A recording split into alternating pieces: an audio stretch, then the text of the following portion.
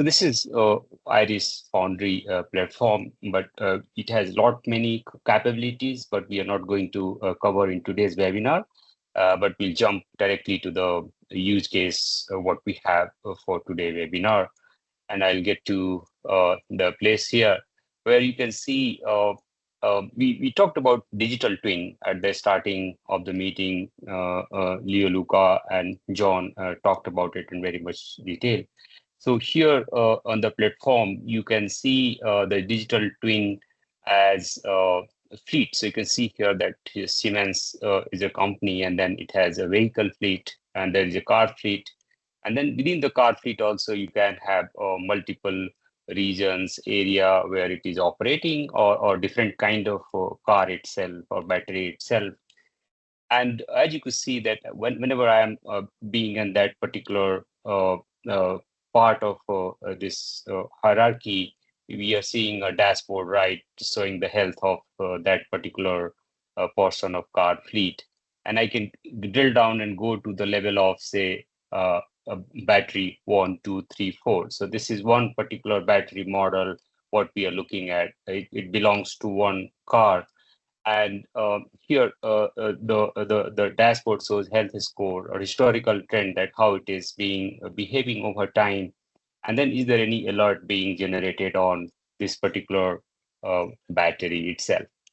So this is a full-scale monitoring system which is looking into the incoming data from those vehicles and batteries, and then it is getting processed through a whole digital twin. We talked about the physics-based models, and the outputs are being coming here, and those outputs are now getting processed by AI models, which is generating health of the system, health of the battery.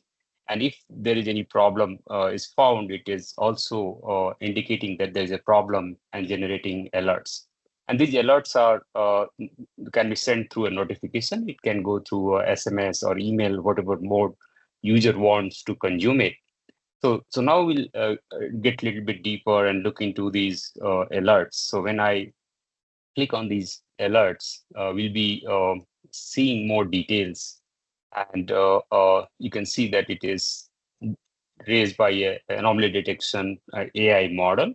And once an anomaly detection AI model looks into all the data, it finds that this is not behaving as it should, and it's unusual behavior, and then it generates alerts.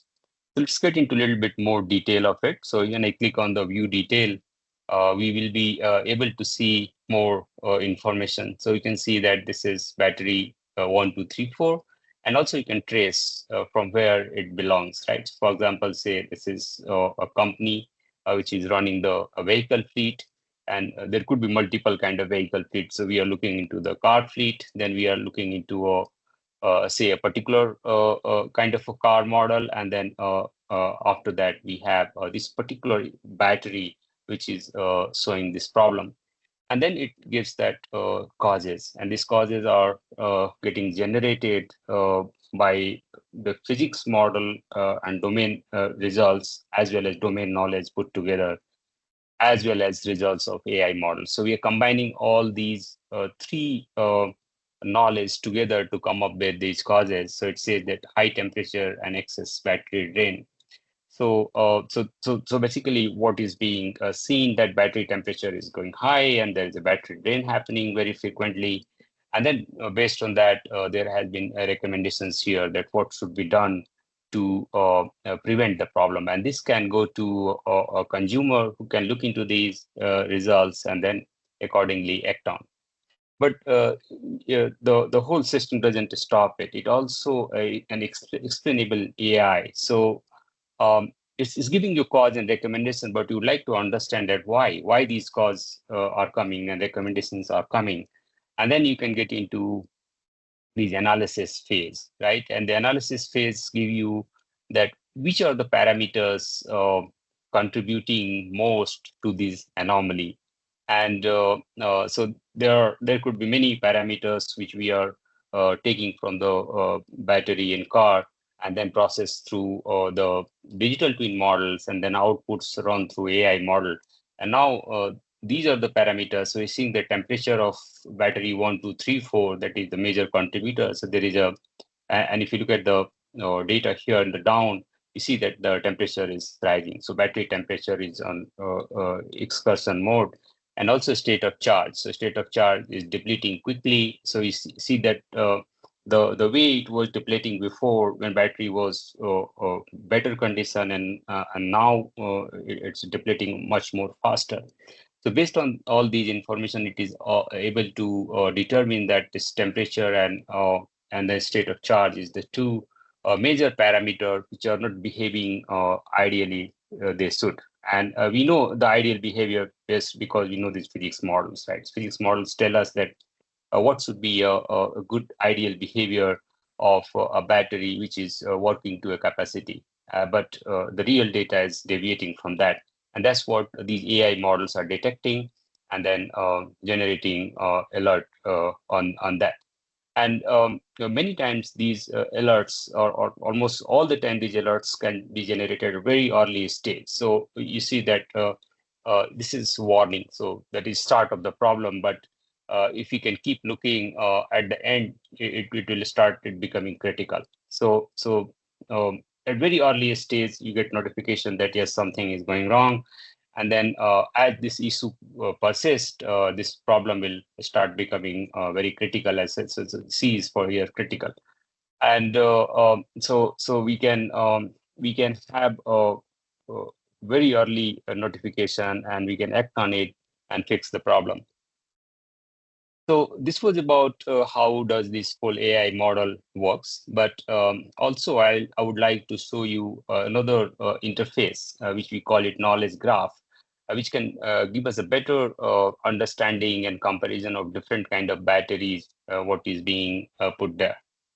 So once I get into knowledge graph interface, I'll go here, and then it comes as a part of nodes and edges, right? So here we saw that Siemens, then we have vehicle fleet, and then car fleet. I'll go and expand it, and then I'm able to see there are different zones, and also you see the color codings, which is indicating that health of that uh, particular node that belongs to this system.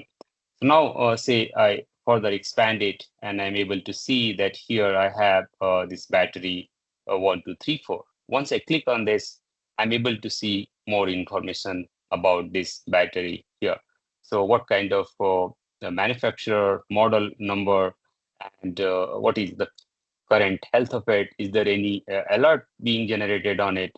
So all the details are available. If you do have any other kind of documents also, for example, say you do a car maintenance or battery maintenance, and that document is there, that could come up here, and you can review those reports and documents also for that particular asset. Now, if you further expand, you will be also able to see these different parameters like, say, temperature, right? So we were talking about all these temperature excursion and these variables. You can able to see that how it is, and some statistics as well.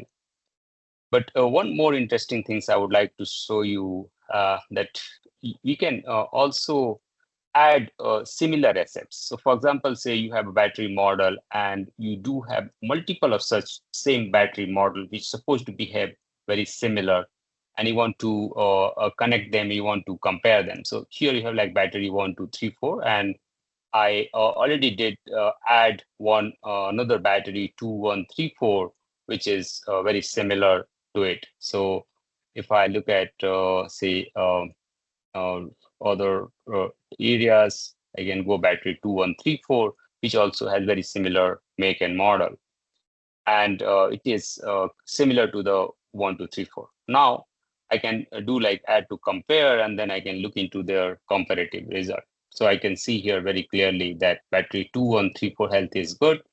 Although we have some warnings on this very early stage detection, but this particular battery 1, 2, 1, 2, 3, 4 is deteriorated with very low health here. And you can keep going and looking into the different parameters and start investigating the problem.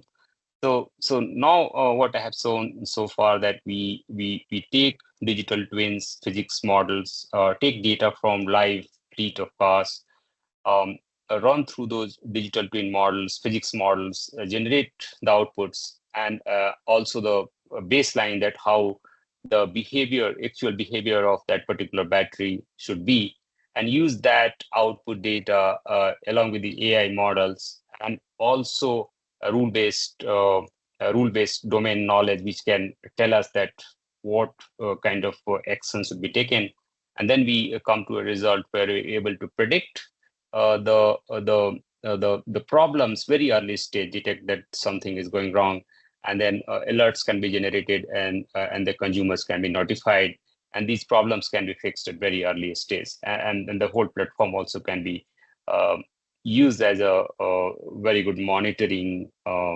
service for fleet of cars and batteries.